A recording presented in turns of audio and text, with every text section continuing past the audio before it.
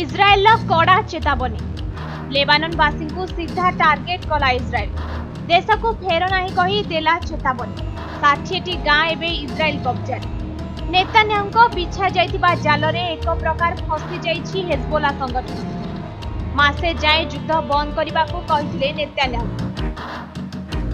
एही प्रस्ताव अमेरिका और फ्रांस मिलित भावे आनिथिले। तेबे प्रथमे नेतान्याहुଙ୍କ निकटरे गोटे मास युद्ध बंद पाई चुक्ति रखा जाइथिला।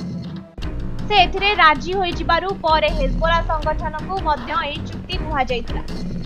तेबे हेजबोला मध्य एही चुक्ति रे स्वाक्षर करथिला। मात्र युद्ध विरतिर 3 दिन न पूर्णु नेतान्याहु निज प्रतिश्रुति भांगी छथि और से प्रथमे निज आडू लेबानन देश उपरे आक्रमण करथिले। एपरिकी युद्ध रे विरति परे निज घर को फेरुथिबा लोकंकु एपरि न करिबाकु से कहछथि।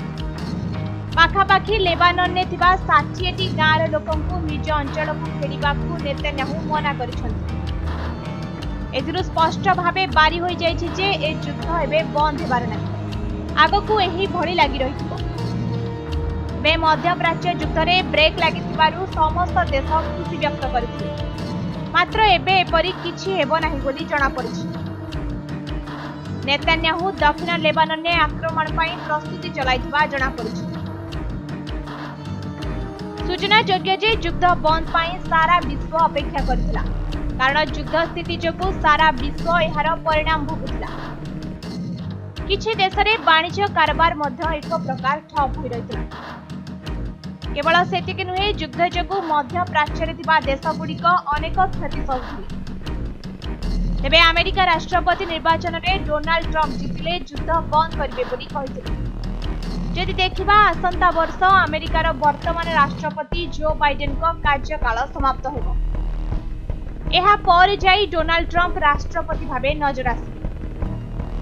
तेबे एहा आगरु एक आश्चर्यकर काम करथिले अमेरिका राष्ट्रपति जो बाइडेन।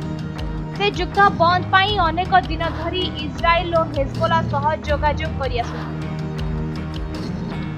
शेषरे बाइडेन एथिरे सफल होइथिबारु सारा विश्व मध्य एथिरे खुशी व्यक्त करिथिले।